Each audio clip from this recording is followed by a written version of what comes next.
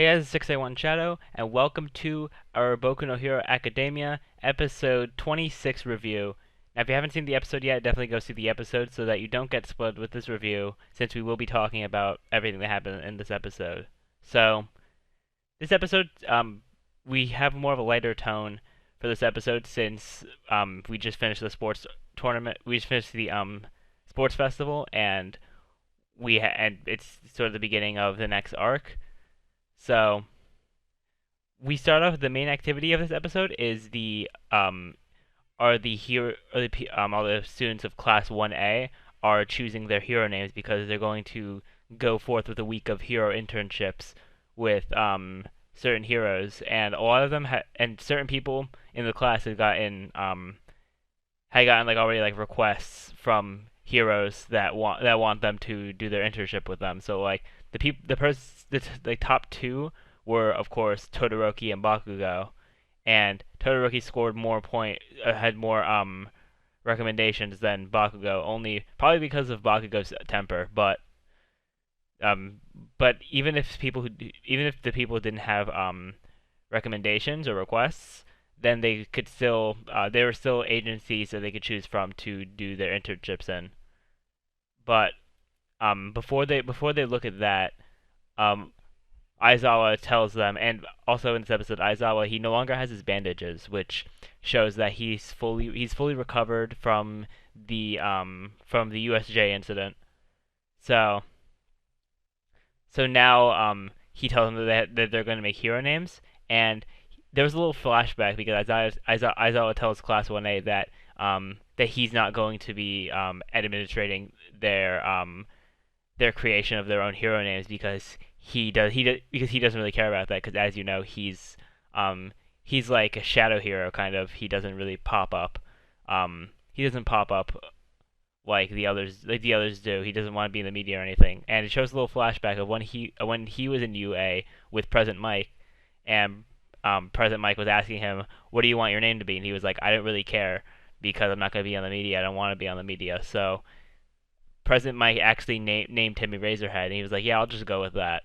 So it was a pretty funny flashback, but it shows a little bit more backstory on those two, on how they've known each other for a really long time, and they're both first year teachers at UA.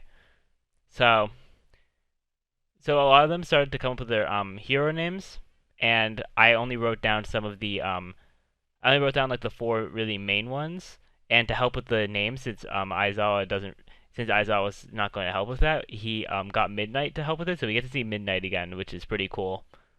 And some of the cool ones that we had at least the ones that carry weight.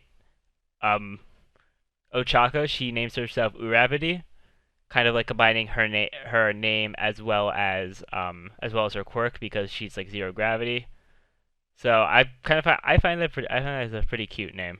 But then you have Todoroki who made his hero name Shoto, probably just once again to refuse his dad because if he named himself anything to do with like the fire or his dad's last name Todoroki, that's gonna like lean more towards his dad, and he wants to completely shut out his dad. So him naming himself Shoto is once again him trying to not be as attached to Endeavor, but then again he's still thinking about his whole fire side after he used it against Midoriya.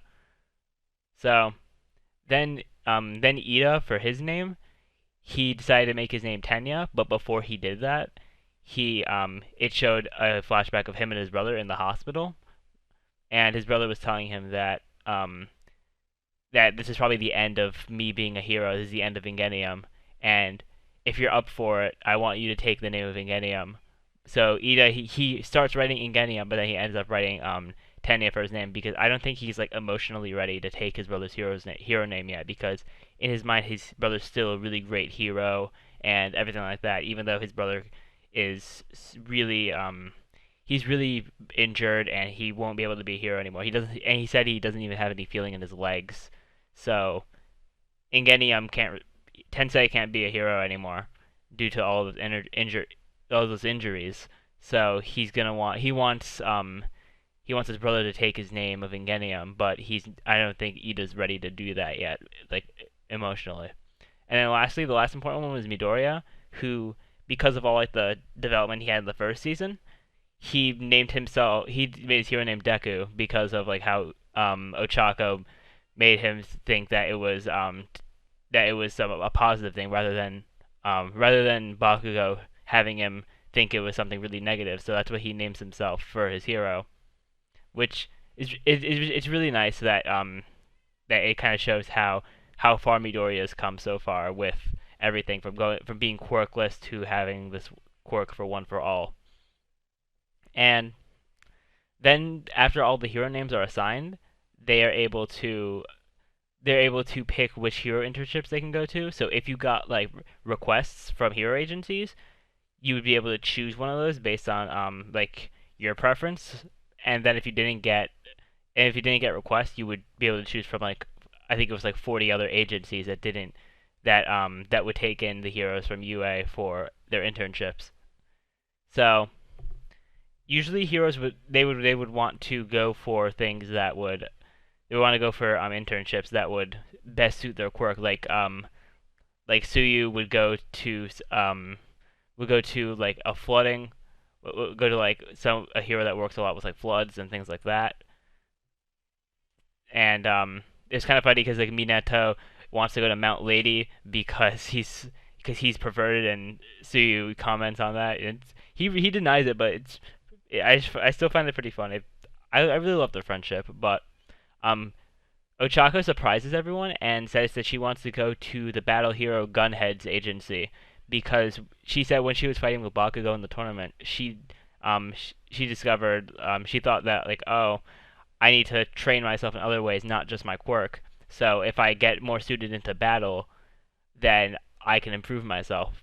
So that's definitely gonna really help her, I think, to become a better hero, so she could be physically stronger. So then we have Ida, who takes up an agency in Hosu City, which is where Ingenium was attacked by Stain, and that's I think that's once again like him being emotionally taxed from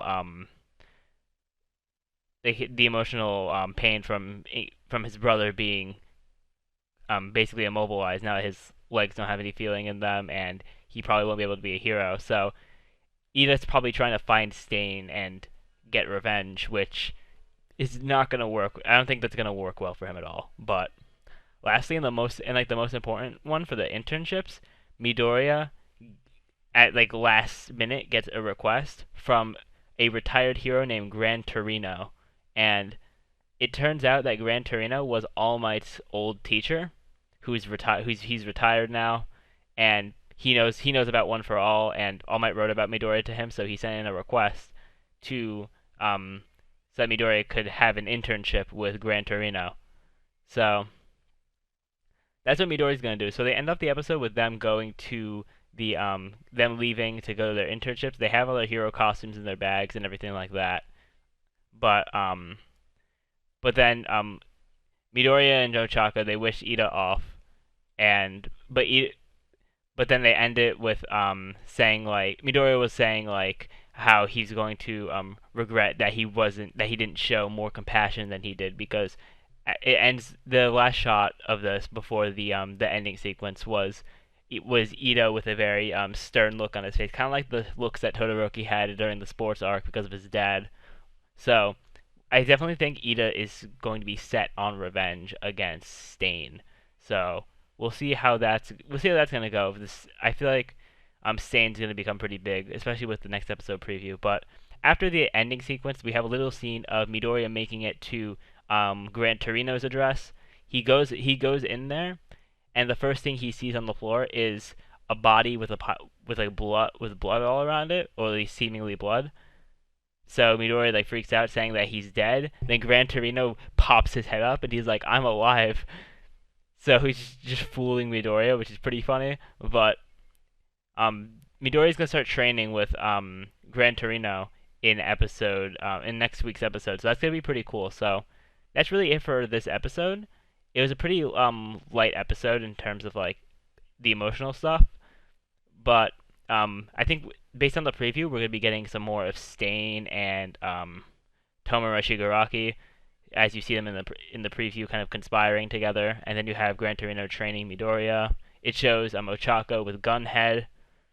So it's gonna be a great episode. So that's gonna be it. That's it for this review. Thank you all for watching. Remember to rate, comment, subscribe, and share. Let me know what you guys thought of this episode, and I will see you all next time.